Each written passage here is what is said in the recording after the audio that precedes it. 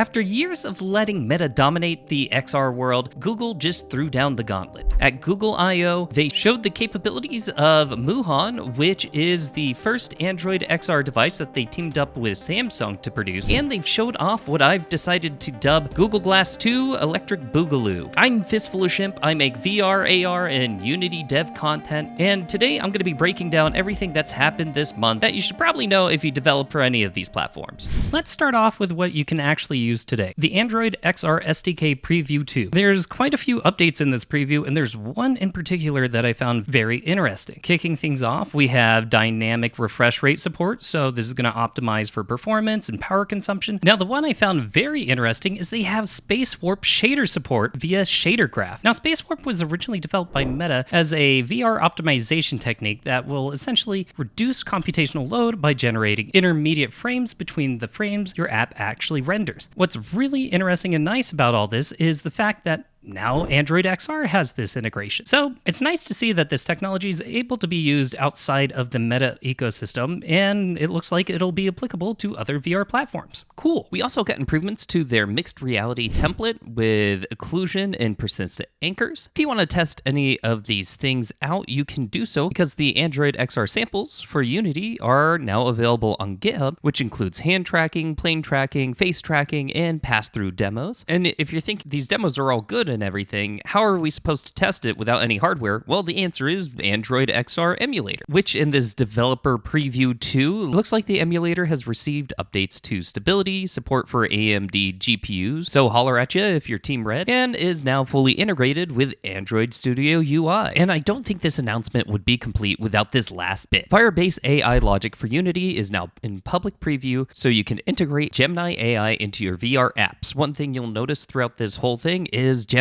is in everything. That is the big ticket item. AI is the new hot girl. Can't have a tech talk without mentioning AI being in everything. It's like Pee-wee's Playhouse's word of the day. Hey, Jerry, how's it going? I'm having AI. All right, so we've got the development tools. Now let's talk about the hardware you'll actually be targeting. Project Muhan, the collaboration between Samsung and Google that they've been working on together for a hot minute. Well, not part of the main keynote, Project Muhan was available for hands-on demonstrations at the I/O event, and attendees were reported saying that the headset already feels complete and could be retail ready, and some described it even as being premium and polished hardware, excellent visuals, and intuitive hand tracking control. Some feature sets as developers that you might want to know about is that it has hand tracking and eye tracking, and it also has access to the Play Store, so all your Android apps will work on this device. So if you've ever wanted to play a mobile game while wearing a VR headset, apparently now you can do that. And of course, the most important part of everything in this presentation, the Gemini integration. So you'll have your AI assistant with you, and it should be able to see the things you can see while wearing the headset and interpret things. And they really are obsessed with how it works with Google Maps. They think it's a pretty cool demo because they keep showing it and mentioning it. And yeah,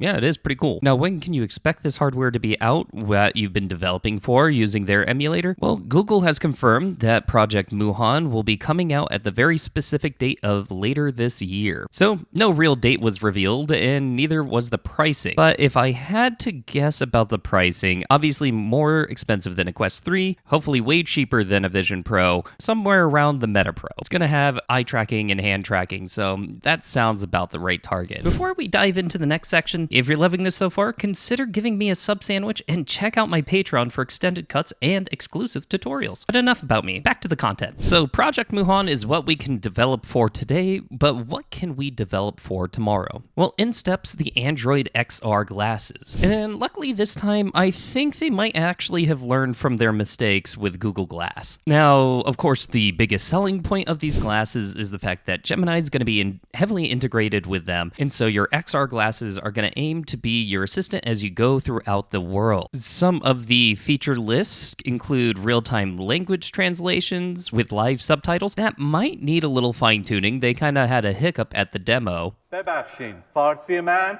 خیلی بده. See, we said it's a risky demo.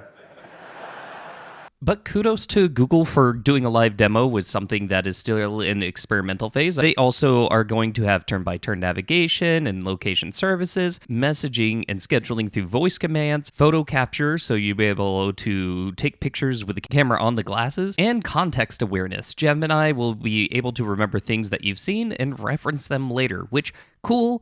And then also oddly terrifying. Now, one of the biggest things that they learned from Google Glass is that people don't want to look like dorks, or at least not that much of a dork, so they've teamed up with Gentle Monster and Warby Parker to help produce their frames so you can actually look maybe a little cool in these things. Now, as far as us developers, the glasses are currently in prototype phase with trusted testers providing feedback, and developers will be able to start building for this platform later this year, but consumer availability has not been announced yet. So yeah, it sounds like with Android XR SDK Preview 3, 4, 5, something like that, we'll probably get some demos and maybe an Android XR Glass emulator that we can play with things. Now, all of this video is not just going to be about Google. Meta announced the Meta XR Core SDK version 76.0.1, which is going to give us access to the pass-through camera stream. So if you've ever wanted to develop an app that needs the pass-through camera, now you have access to the API to do that. The camera stream is going to provide you a 1280 by 960 resolution per camera at 30 frames per second and a stated latency of about 40 to 60 milliseconds. This feature has been in the experimental phase for about 6 weeks, and now it is ready for big time, so you can ship apps with it after the review process. So some ideas that they've thrown out there: you can do QR code scanning and tracking for production apps, and real-world object detection using computer vision models, AI integration because it's not tech if it's not AI integrated nowadays, and enterprise applications for guided experiences. Now, one exciting thing that this article mentioned is that at the base level, there is no specific MetaQuest camera pass-through API. So although you need to do a request for Horizon OS specific headset cameras permission, it looks like Quest pass-through camera access is Android's existing camera 2 API. So that pretty much means that if you develop for this in the future, you should be able to access things on the Android XR platform with the same code. Not bad. That's actually really useful. So if you're interested in jumping into the pass-through camera, just know that your code's probably going to work for the Android XR platform too. 2 birds, 1 code. Thanks for stopping by, and I'll see you all in the next one. Bye-bye.